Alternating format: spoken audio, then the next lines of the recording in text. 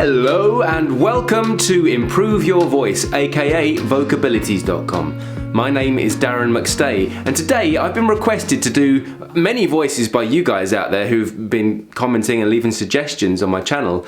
But this one I thought I just wanted to just tackle and get out of the way sooner rather than later as I'm building this series. And I'm actually going to be doing a few relations of this chap as well, but I'm going to start with the main ingredient. Okay, so today I'm going to be looking at, and you've probably seen from the title, the voice of Donald Trump. A no good, rotten, disgusting scoundrel. I've also been requested to look at Ivanka Trump, and I will be getting to that next week, but I just wanted to get this guy out of the way first because it's such a popular person. He's such a famous man, and he's the president of the States, for Christ's sakes. Now, whatever your opinion of this man is, I'm going to be completely neutral and just talk about what I see in his voice. I'm not going to be doing an impersonation of him. This is just my initial response to listening to him speaking through him speaking publicly, and so I'm just going to share with you my ideas on that, and if there's anything that we can learn that will better our voice, I'll try and draw that from it. Okay, so here we go. Let's have a little look at the clip. The politicians, they've had me to their homes, they've introduced me to their children, I've become their best friends in many instances. They've asked for my endorsement, and they always wanted my money, and even called me really a dear, dear friend. But then, suddenly, decided when I ran for president as a Republican that I've always been a no-good, rotten, disgusting scoundrel.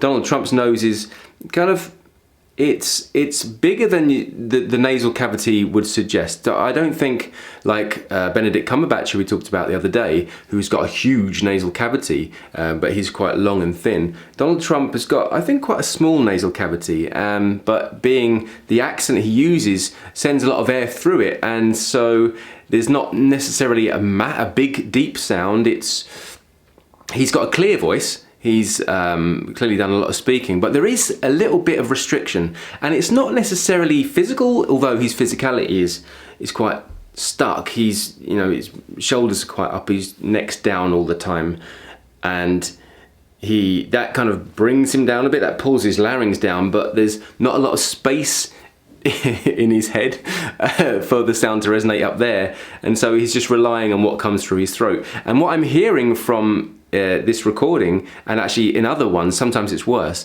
is that the restriction is not necessarily pressure or tension. It sounds like mucus.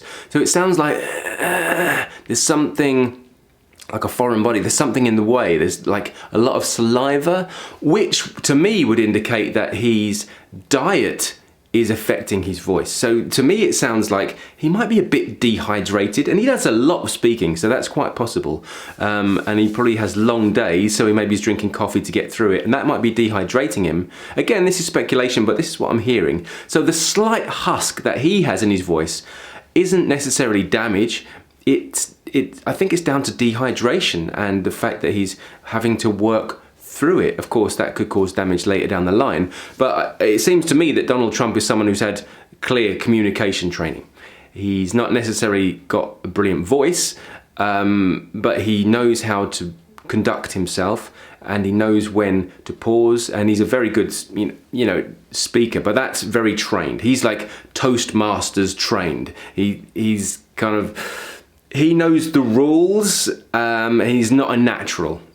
So he's had to learn those rules, and he's been in the public eye for many, many years, and he's been very successful in his career. So he's had to become a better speaker, and I think he's done a lot of training. So now, he's president, and it all works for him. He knows how to orate and when to pause and how to wait for reactions before he continues. So, I can't fault him as a public speaker, but it's his voice that I think he's not developed in such a way that, it could be better. He doesn't use his chest resonance so much. He really is just relying on just the air he can support. But he has got a relaxed belly. That's quite important, actually, because That probably keeps him from damaging. Because his belly is relaxed, he's not holding anything in down here, and although he hasn't got a massive head resonance, and he's not using much of his chest resonance, there is a flow of air, and he's got when he's not so dehydrated, got quite a clear voice. And so, I can't really fault that. But again, the point to be taken away here is that he's a bit slunched over, and that's kind of changing the shape of his instrument, and he's a bit dehydrated, which causes this sound when he speaks. What I find interesting about him, again with Owen Wilson, is the way that he purses his lips when he speaks.